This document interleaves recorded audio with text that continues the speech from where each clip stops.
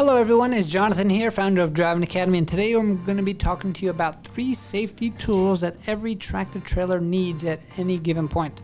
So these are things that we're going to teach you in school itself, but if you want this quick lesson, all you got to do is watch this video because I'm going to give you that answer right here, right now. So during the in-cab inspection of your actual CDL road test, you're going to have to mention these 3 different tools. One is going to be 3 triangles. So this is what triangles look like. Why are triangles so important? These reflective triangles are definitely going to be a tool that you're going to use if you ever have to pull over to the side of the road for an emergency stop for whatever reason, or if you get into any type of accident. The ways to use the triangles is you're going to have 3 of them, right? And there's pretty much 2 main scenarios that you can use them for. Scenario number 1, say you're on a one-way road, which means all the traffic is coming from behind you, and there's nothing coming towards you. Or maybe you're on a 2-way road but it's divided, which means that there's a solid divider in between, which means it's very hard for a vehicle to come towards you in your direction from the front of you. So if that's the case, you want to warn everybody behind you. So where you're going to actually put the triangles is going to be 10 feet behind you, 100 feet behind you, and then 200 feet behind you as well. Again, that's going to be for a one-way road or a divided highway.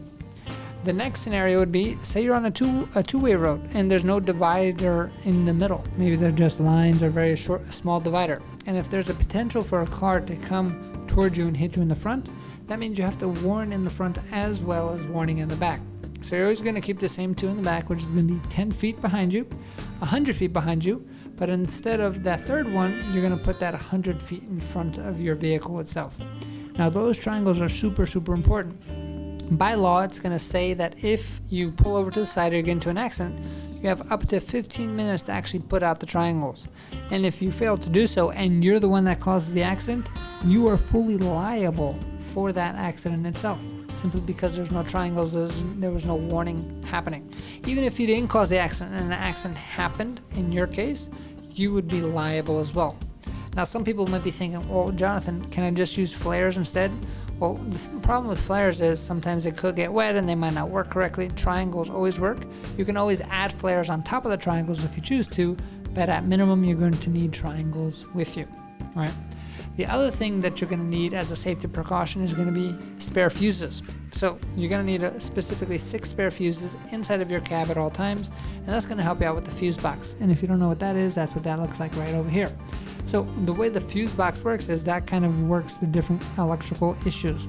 So have been issues in our trucks itself where when the fuses burn out and all of a sudden we can't turn on the truck, right? Or maybe the lights go out for some reason, or something electrical happens. The newer trucks get, the more electrical that they're gonna get, which means the more important fuses actually are. So if you have a spare fuse here or there, then you're able to switch things out very easily and get yourself back on the road. Because the one thing you have to understand as a CDL driver is you're only going to get paid when those wheels are turning. Which means if you take the victim mentality and say, well, it's not my fault, I'm not a mechanic, that's fine. You're just going to be sitting on the side of the road. Those wheels aren't turning, which means you're not getting paid. So it's about being a hero, making sure that you're staying on top of it, taking responsibility for everything, and making sure that you're moving the whole project forward because it's going to benefit you at the end of the day. And the last thing that you're going to need out of all the other things is going to be, by law, you need a fire extinguisher. Now this is what a fire extinguisher looks like if you have been living under a rock, but fire extinguisher does exactly what it sounds like, and that extinguishes fires. So there's a few types of ways that you can use this fire extinguisher. One, for everyday normal fires. Of course, hopefully you're not going to see too many of them, if not any of them. That is the goal. But when it comes to firefighting itself, you want to make sure you're checking a few different tasks out, right? So some of the things, like for instance, say you have a fire underneath your hood. You do not want to open up your hood at any cost, but what's going to happen is you're going to fill that fire with oxygen and it's going to blow you away. So what you're going to do is you're going to take your fire extinguisher and extinguish it through the grill itself to try to knock down that fire.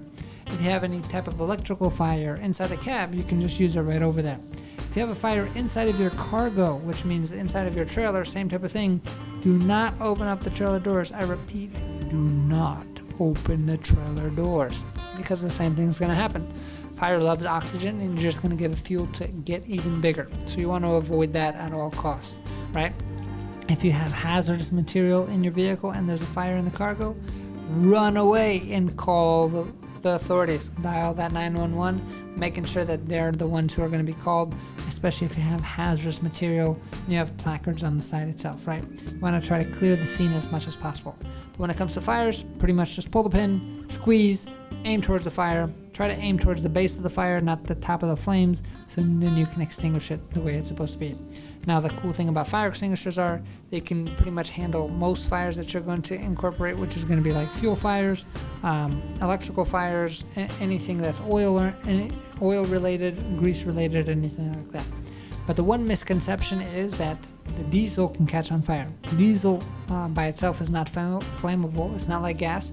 So that is one thing you don't have to worry about the whole truck blowing up if your fuel tank catches on fire, because it won't. It's actually going to act like water, right?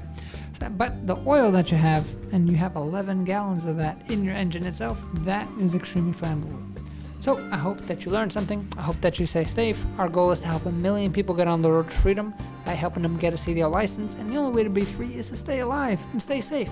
And that's why those 3 safety things are going to be needed inside of your vehicle at all times, and it is going to be tested for you on the actual CDL road test itself. I just gave a few tests myself, and every single person got that one right today, which means they have to talk about their fire extinguisher, 3 triangles, and 6 spare fuses. So if you're interested in learning more about how to get a CDL license, or if you just like this video, give us a thumbs up, shoot us a comment, or if you want to step forward and get yourself on your road to freedom with that CDL, check out our website at cdldrivingacademy.com. Again, that's cdldrivingacademy.com. Thanks, and have a great day. Hey, thank you so much for watching this video. If you like it, make sure you hit that like button. Also, subscribe to our channel. It's really going to help us out. Click on that button. And if you want to continue yourself on your road to freedom, here's more videos to watch. There's endless amounts. Hopefully we get to see each other one day very soon. Thanks.